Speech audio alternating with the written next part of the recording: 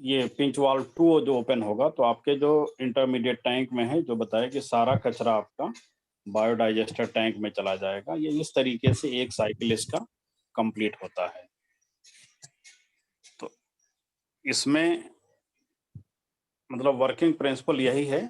System में रहता क्या-क्या है आपका वाटर सप्लाई, आपका जो पानी है मतलब पानी की टैंक है, इसके अलावा ऊपर एक 30 लीटर का छोटा-सा टैंक इसके लिए मतलब बायो टैंक के लिए, इसके बायो वैक्यूम टॉयलेट के लिए भी लगा रहता है। उसमें 30 लीटर की कैपेसिटी लगी रहती है, उसमें फ़िल्टर वगैरह लग करके फिर पानी आपके नीचे आता है। उसमें सेंसर भी लगा रहता है कि जहाँ से आपको पता चलेगा कि आपके इंटरमीडिएट टैंक में पानी है या नहीं है।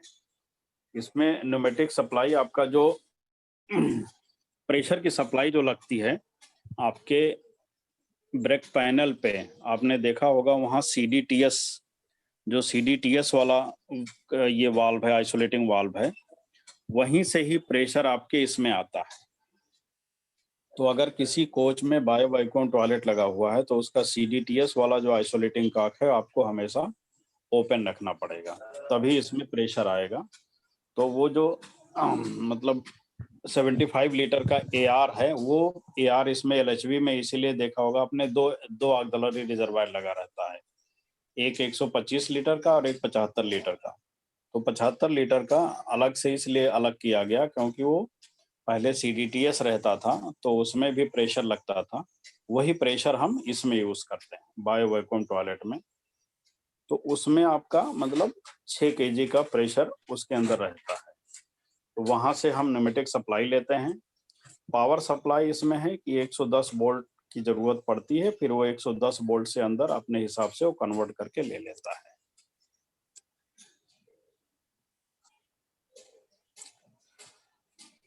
आपका जो फ्लशिंग है इसमें वाटर कंजम्पशन बहुत कम होता है।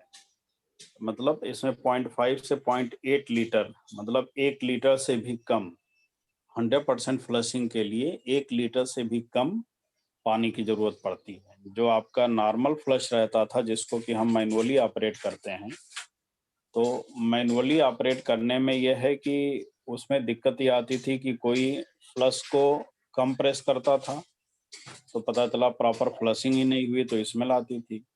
किसी ने बहुत ज़्यादा काफ़ी देर तक फ्लश कर दिया तो क्लीन तो हो गया, लेकिन पानी जितना पानी चाहिए था उससे ज़्यादा पानी कंज्यूम कर लिया। तो उससे क्या होता था कि हमारा पानी का कंजम्पशन भी ज़्यादा होता था। इसमें है ये कंट्रोल्ड रहता है और वो किसी मैनुअल कंट्रोल नहीं है कि आप मतलब फ्लश बटन ज़्यादा टाइम तक दबा के रखेंगे तो ज़्यादा पानी आएगा, कम टाइम तक दबाएँगे तो कम पानी आएगा। ये ऑटोमेटिकली कंट्रोल्ड है।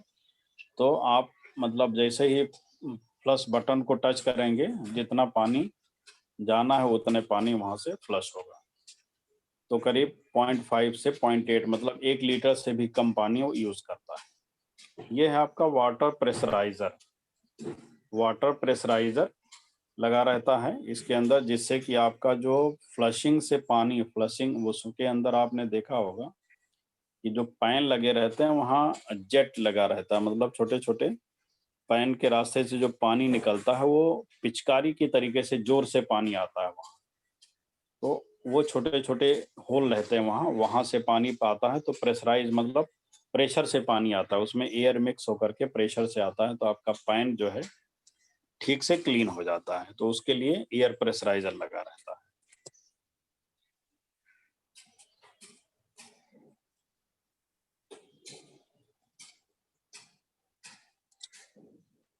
और आपका जो टॉयलेट पैन है वो तो रहता ही है टॉयलेट पैन।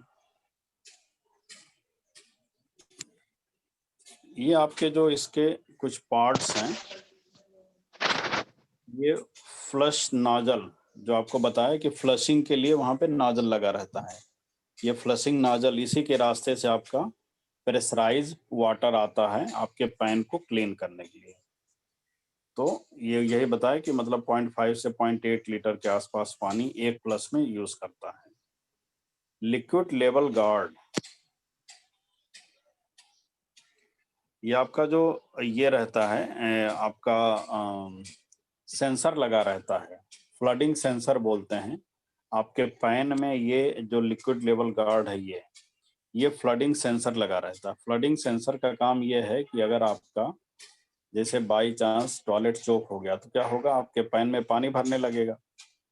अब अगर मान लीजिए कि वहाँ कोई सेंसर रोकेगा नहीं, तो अगर फिर कोई दूसरा फ्लश करता जाएगा तो क्या है कि आपका पानी पूरा बाहर आएगा, भर जाएगा पूरा टॉयलेट।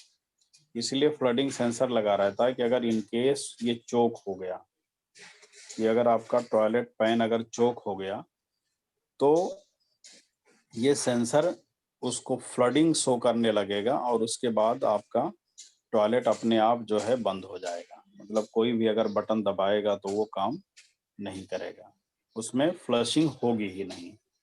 तो जिससे कि कभी भी आपका टॉयलेट मतलब पानी बाहर इतना नहीं भर सकता है कि पूरा चोक होकर के बाहर आने लगे। इसमें कभी-कभी ये भी रहता है कि ये आपका जो फ्लडिंग सेंसर है, ये पैन खाली रहने पर भी वो शो करता है कि हाँ फ्लडेड है।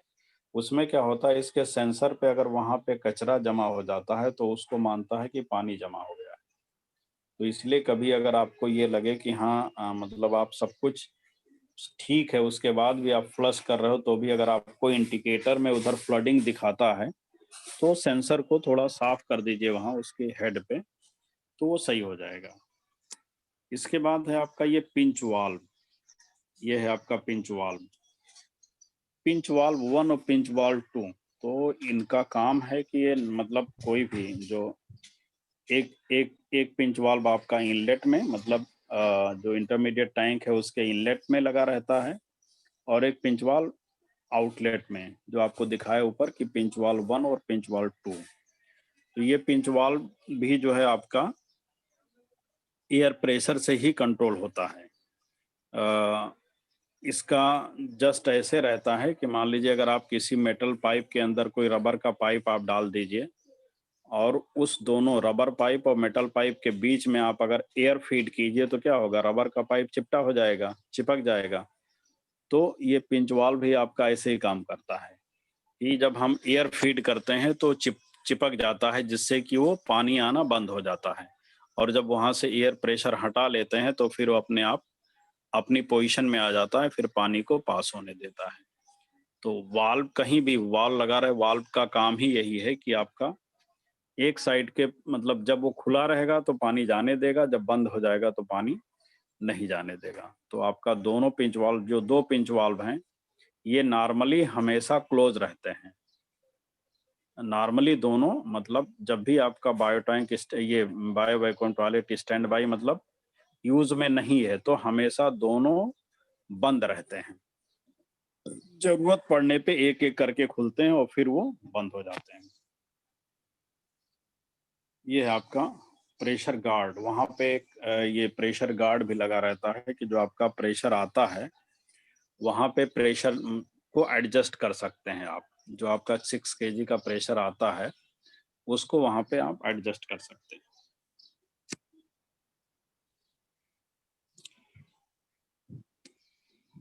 ये है आपका इंटरमीडिएट टैंक।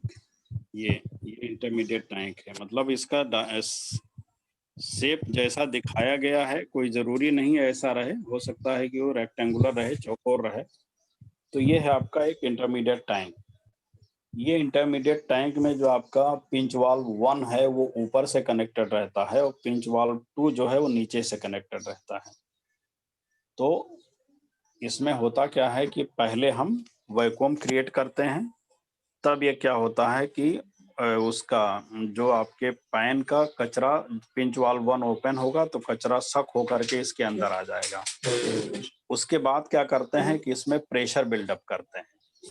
जब आप प्रेशर बिल्डअप करेंगे तब क्या होगा कि जब प्रेशर बिल्डअप होता है उस टाइम पे आपका पिंच वाल्व 1 जो है बंद हो जाता है और इसके अंदर का सारा कचरा, जब पिंच वाल्व 2 ओपन होता है तो वहां से कचरा निकल करके आपके बायोडाइजेस्टर टैंक में चला जाता है। इसके बाद एक पार्ट होता है वैक्यूम इजेक्टर। यही वैक्यूम इजेक्टर ही आपका ये वैक्यूम इजेक्टर ही आपका इसमें जो वैक्यूम क्रिएट करता है। वैक्यूम इजेक्टर में क्या है, एक साइड से इनपुट प्रेशर मतलब प्रेशर फीड करते हैं, दूसरी साइड से एग्जॉस्ट निकलता है और एक साइड से वैक्यूम कनेक्शन, मतलब ये जो नीचे वाला पोर्ट है यहाँ से आपके इंटरमीडिएट टैंक को कनेक्ट कर दिया जाता है। तो आपका बिल्कुल अगर आप एज्यूम करो तो ये नीचे से आपका यहाँ से वैक्यूम टैंक कनेक्ट हो गया, मतलब ये इंटरमीडिएट टैंक कनेक्ट हो गया, यहाँ से प्रेशर आया और यहाँ से प्रेशर बाहर निकला। तो आपका बिल्कुल वैसे ही हो गया जैसे आपको मैंने पेंटर वाला एग्जाम्पल बताया था। ये नीचे से आपका कनेक्ट हो गया टैंक, यहाँ से कंप्रेसर से प्रेशर आता है, यहाँ से निकलता है। क्या होता है, ये टैंक की हवा फिर यहाँ से ये इसके अंदर जा करके आपकी एयर यहाँ से अंदर जाएगी और यहाँ से बाहर निकलेगी।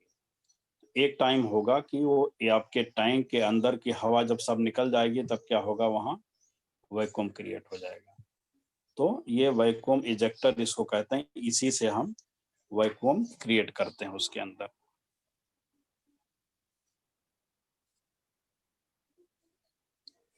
एयर फिल्टर रेगुलेटर लगा रहता है। एयर फिल्टर रेगुलेटर का काम है कि आपका जो एफपी का प्रेशर आता है, जो वहाँ से एयर का प्रेशर आता है, वो यहाँ आकर के फिल्टर करते हैं और फिल्टर हो करके फिर वो रेगुलेट करके, मतलब जितनी प्रेशर की जरूरत है उतना ही प्रेशर यहाँ आता है और वो वैक्यूम क्रिएट करता है।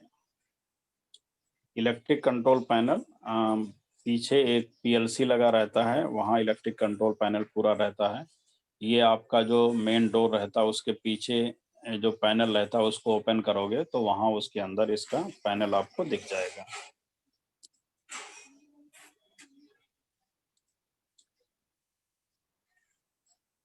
इसमें आपका कंट्रोल जो पैनल रहता है, ये लेफ्ट वाला आपका ये अमित इंटरप्राइजेस का है, ये राइट वाला आपका ओसिस का है।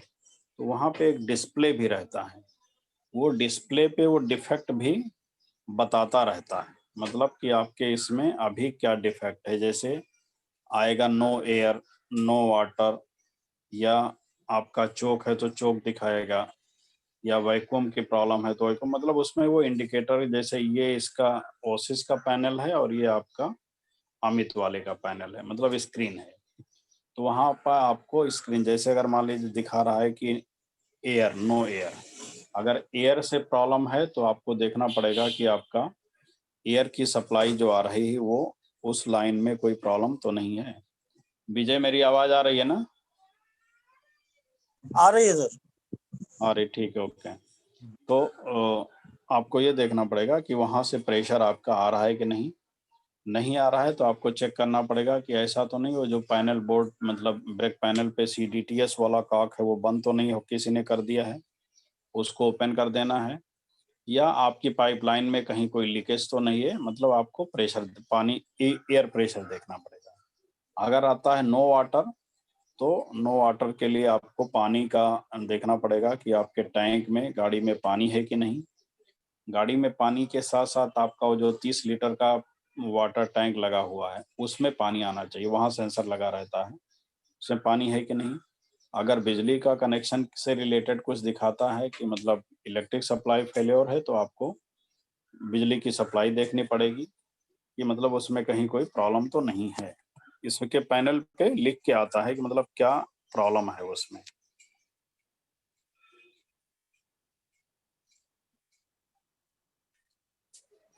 इसके बाद में वहाँ सोलोनाइड वाल्व्स लगे रहते हैं। यही सोलोनाइड वाल्व्स जो है, न्यूमेटिक सोलोनाइड वाल्व्स जो हैं, ये पीएलसी, इनको कमांड पीएलसी से कंट्रोल होता है और फिर यहीं से कब कहाँ प्रेशर जाना है, मतलब कब किधर प्रेशर देना है कब, ये यहीं से कंट्रोल होता है। उसके हिसाब से आपका मतलब कब पिंच वाल्व 1 को प्रेशर देना है, कब उसको प्रेशर नहीं देना है, या पिंच वाल्व 1 को कब खोलना है, कब बंद करना है। आपका जो इंटरमीडिएट टैंक है कब उसमें वैक्यूम क्रिएट करना है, कब प्रेशर क्रिएट करना है। आपका जो पिंच वाल्व 2 है उसको कब ओपन करना है, कब क्लोज करना है, कब आपका पैन में पानी डालना है। मतलब ये सारी चीजें पीएलसी के थ्रू, पीएलसी कमांड देता है और आपका ये जो सोलोनाइड वाल्व्स हैं वो यहाँ से प्रेशर को रिलीज करते हैं और बंद करते हैं।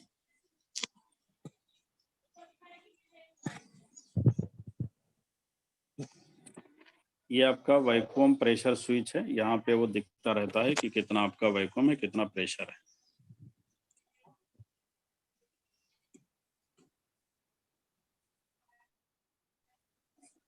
ऑपरेशन का सीक्वेंस जैसे देख लीजिए, यहाँ पे आपका पहले स्टैंड बाई मोड जब रहता है, स्टैंड बाई मोड मतलब कि पैसेंजर मान लीजिए कि टॉयलेट के अंदर गया लेकिन अभी उसने कुछ किया नहीं है, तो स्टैंड बाई मोड में देखिए कि आपका फ्रेश वाटर आपके टैंक में है, फ्लश टैंक मतलब जो आपका टैंक है, ओवर टैंक है, वहां से आपका ये छोटा वाला टैंक है फ्लशिंग टैंक, यहाँ से आपके पैन तक वहाँ प्रेशर है, पानी है लेकिन निकल नहीं रहा है।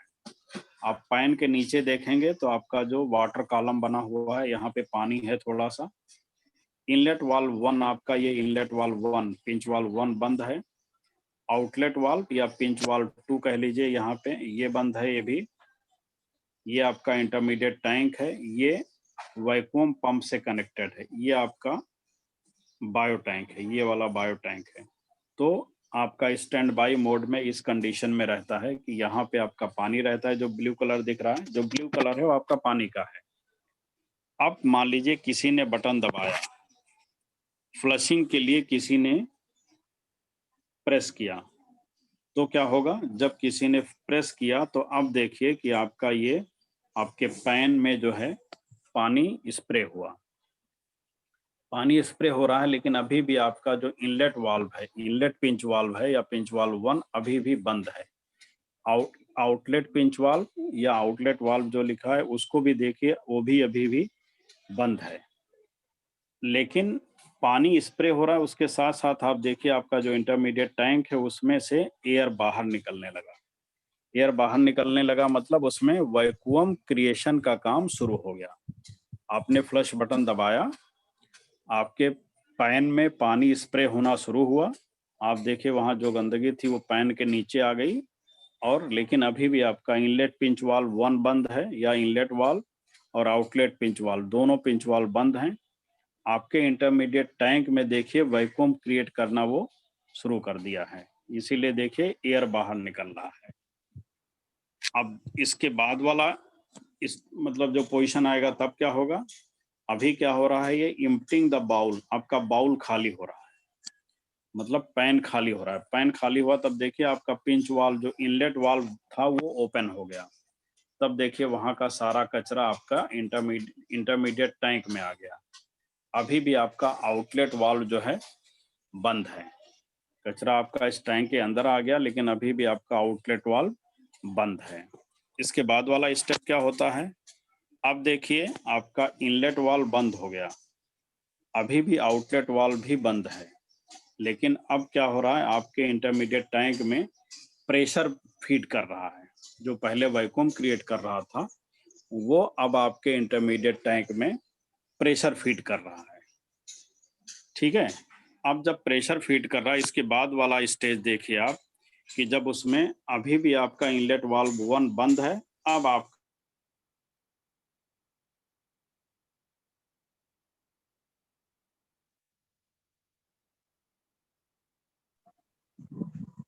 आवाज नहीं आ रहा है सर। सर आवाज कट गई।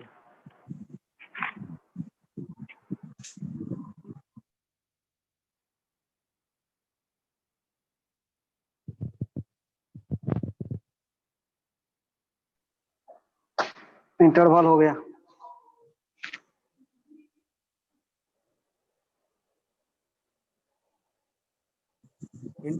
इंटरवल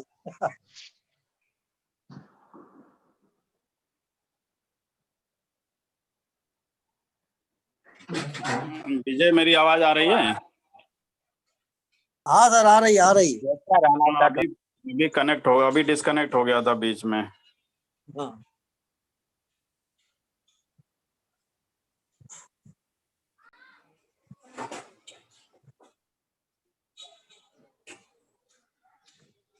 तो ये आप फिर से आवाज आ रही ना विजय? हाँ आ रही है सर, आ रही है।